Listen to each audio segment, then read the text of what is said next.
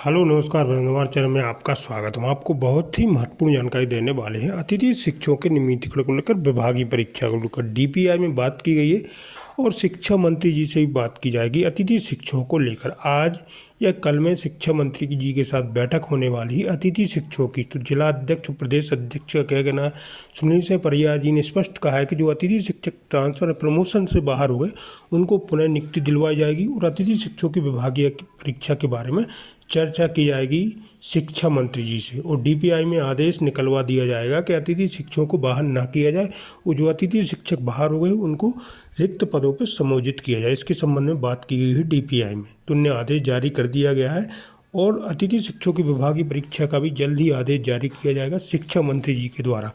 कल या परसों में मीटिंग होने वाली, जिसके संबंध में पूरी विस्तार से मैं जानकारी आपको देने वाला हूँ। क्या कहा गया है सुनील सिंह परिहार जी के द्वारा, आप वीडियो में बने, वीडियो पूरा देखें। वीडियो अच्छा लगे तो आप लाइक करें और चैनल को सब्सक्राइब जरूर करने से नई अपडेट पाने के लिए। जैसा कि हम देख रहे हैं, डेली जिला स्तर पर अतिथि शिक्षकों को बाहर करने का काम स्थानीय अधिकारियों द्वारा किया जा रहा है। हम पहले भी इस संबंध में विभाग के वरिष्ठ अधिकारियों को अवगत करा चुके हैं। रिक्त पदों पर किसी भी कारण से बाहर हुए अतिथि शिक्षकों को समायोजित करने की बात हम पहले से करते आए हैं। साथियों, कल भी हम भोपाल में थे और आज 10 बजे माननीय शिक्षा मंत्री जी से मुलाकात करके अतिथि शिक्षकों की सभी समस्याओं से अवगत करवाएंगे। आप चिंता न करें, हमारा प्रयास है रिक्त पदों पर सीधी भर्ती, प्रमोशन और ट्रांसफर से जो अतिथि शिक्षक बाहर हुए हैं उनको पुनः सेवा का अवसर दिलवाने का प्रयास हम करेंगे। जिन साथियों का मानदेय का भुगतान जुलाई अगस्त से, किसी का सितंबर अक्टूबर से नहीं हुआ है, आपके लिए भी हम पहले अधिकारियों को पत्र लगा चुके हैं। मुख्यमंत्री कार्यालय में भी इस संबंध में हम बात कर चुके हैं और आज पुनः माननीय शिक्षा मंत्री जी से निवेदन करेंगे कि पूरा सभी जिलों में जो भी लंबित मानदेय है उसका भुगतान जल्दी से जल्दी करवाएं, मकर संक्रांति से पहले करवाएं और प्रति माह अतिथि शिक्षकों के भुगतान की व्यवस्था शुरू की जाए। साथियों, एक और अभी 2-3 दिन पहले आपको जानकारी मिली होगी, हमारे एक साथी जो खुरई के रहने वाले थे, स्वर्गीय अमित पठाजी, स्कूल जाते समय एक सड़क दुर्घटना में गंभीर रूप से वो घायल हो गए थे और सागर के एक अस्पताल में उनका ट्रीटमेंट चल रहा था, ऑपरेशन हुआ था, लेकिन चूंकि गंभीर स्थिति थी उनको डॉक्टर नहीं बचा पाए और हमारे वो साथी दिवंगत हो गए। मैं मेरे उस साथी को विनम्र श्रद्धांजलि देता हूं। आप भी सभी जिलों में उनके लिए श्रद्धांजलि सभा का आयोजन करें। माननीय मुख्यमंत्री जी से, शिक्षा मंत्री जी से भी उनके परिवार को, उनकी पत्नी को आर्थिक सहायता देने के लिए हमने पत्र बनाया है और आग्रह करेंगे कि जो भी सरकार की तरफ से राहत उनको मिल सकती है, उनके परिवार को जरूर से जरूर वो राहत मिले।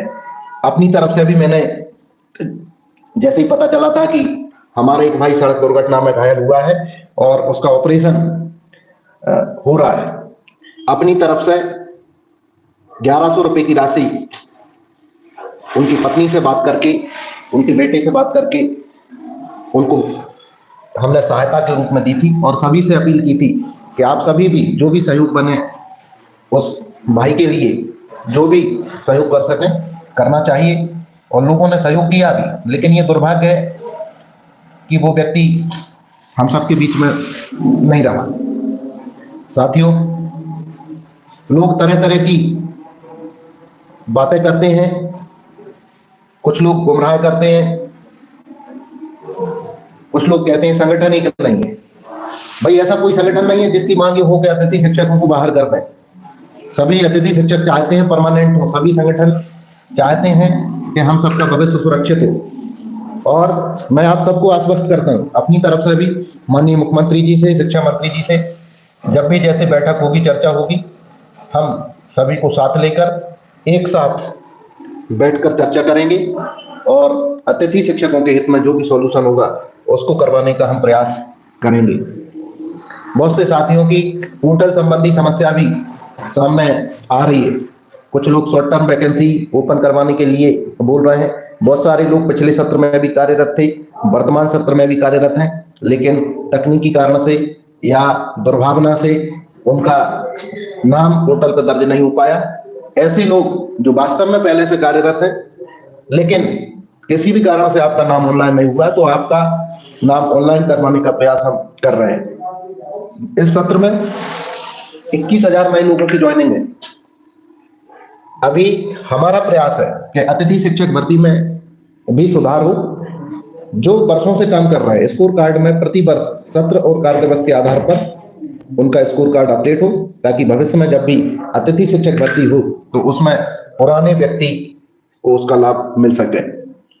साथियों, सभी संगठन प्रयास कर रहे हैं। मैं सबको साधुवाद देता हूं कि कहीं ना कहीं अतिथि शिक्षकों का हित ही होगा। हम सब जब जरूरत पड़ेगी एक मंच पर आकर माननीय मुख्यमंत्री जी का, शिक्षा मंत्री जी का सम्मान भी करेंगे, स्वागत भी करेंगे। जब भी बैठक होगी संयुक्त रूप से बैठक करके अतिथि शिक्षकों का भला करेंगे।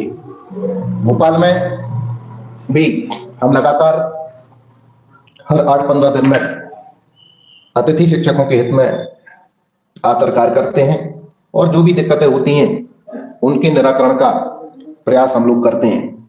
मैं सभी अतिथि शिक्षक साथियों से अपील करता हूं कि धैर्य बनाए रखें, किसी का भी अहित नहीं होगा। चुनाव से पहले भी हमने आपसे आग्रह किया था, लेकिन कुछ चंद लोगों ने खुद के स्वार्थों को सिद्ध करने के लिए अतिथि शिक्षक के ऊपर फिर से विरोधी का टैग लगवा दिया, जबकि हम चाहते थे कि ऐसा ना हो। आपने सरकार का सहयोग किया, लेकिन कुछ लोगों ने जानबूझकर अतिथि शिक्षकों को बदनाम करने के उद्देश्य से विरोधी बनने का प्रयास किया और वो आज उसका परिणाम हम सबके सामने है। हम बार बार सरकार से आग्रह कर रहे हैं, लेकिन वही बात आती है कि आप लोग तो विरोधी हैं। तो आप लोग धैर्य रखें, क्योंकि अभी हमारा समय हो रहा है, इसलिए ज्यादा कुछ इस वक्त नहीं कहना चाहता। माननीय शिक्षा मंत्री जी से मुलाकात करके आप सबके हित में जो भी होगा वो हम करेंगे। मानदेय के लिए भी हमने पत्र बनाया है। 3-3, 4-4 महीने से लोगों का जो मानदेय का भुगतान नहीं हुआ, उसके लिए भी हम शिक्षा मंत्री जी से आग्रह करेंगे कि वित्त विभाग ने जो आपत्ति लगाई है वो जल्दी से सभी का मकर संक्रांति के पर्व से पहले भुगतान करवाएं और रिक्त पदों पर नए आवेदकों की ज्वाइनिंग बिल्कुल बंद हो, इसके लिए भी हमने पत्र लिखा है। बाकी आगामी जो भी कार्यक्रम होगा हम आपको अवगत करवाते रहेंगे। सभी के हित में जल्दी ही निर्णय होगा और जो साथी किसी भी कारण से बाहर हैं, आप सभी को फिर से सेवा का अवसर दिलवाएंगे। बहुत सारे साथी सुझाव दे रहे हैं कि हमको आंदोलन करना चाहिए, धरना प्रदर्शन करना चाहिए। वही मैं आपको बताना चाहता हूं कि सरकार खुद गंभीर है और बातचीत के माध्यम से अभी हम सॉल्यूशन करवाने का प्रयास कर रहे हैं। और मुझे पूरा भरोसा है कि माननीय मुख्यमंत्री जी, माननीय स्कूल शिक्षा मंत्री जी अतिथि शिक्षकों की समस्याओं पर संज्ञान लेंगे और जल्दी से जल्दी हम सभी अतिथि शिक्षकों का भला होगा। किसी भी तरह से किसी के कहने पर आप सरकार के खिलाफ बयानबाजी करने से बचें, सरकार का विरोध करने से बचें, क्योंकि मैं स्पष्ट रूप से आपको बता देता हूं कि अतिथि शिक्षकों का जो भी सॉल्यूशन होगा सरकार ही आपका भला करेगी। अभी एक और चीज सामने आई है, कुछ साथी कोर्ट केस के बारे में कह रहे थे। मैं आप सबको बताना चाहता हूं कि हम संगठन की तरफ से भी केस लगा रहे हैं और व्यक्तिगत रूप से भी केस लगा रहे हैं, दोनों तरफ से याचिकाएं लगाई जा रही है। उसमें जिनको भी कुछ लोगों ने कहा कि रविकांत गुप्ता जी याचिका लगा रहे हैं, बिल्कुल रविकांत गुप्ता जी जो याचिका लगा रहे हैं, व्यक्तिगत रूप से जिनको शामिल होना है जरूर शामिल हो। संगठन की तरफ से भी हम याचिका लगा रहे हैं, उसमें शामिल होना है तो आप वहां भी शामिल हो। ऐसा नहीं है कि रविकांत गुप्ता जी अलग हैं या अलग काम कर रहे हैं। रविकांत गुप्ता जी हमारे ही सहयोगी हैं और जो भी करते हैं वो सब आपस में चर्चा करके, बातचीत करके ही करते हैं, बिना सहमति के कोई भी काम उनके द्वारा भी कभी नहीं किया जाता। तो आप निश्चित रहें, क्योंकि कई मामले हैं उसमें हम बातचीत करके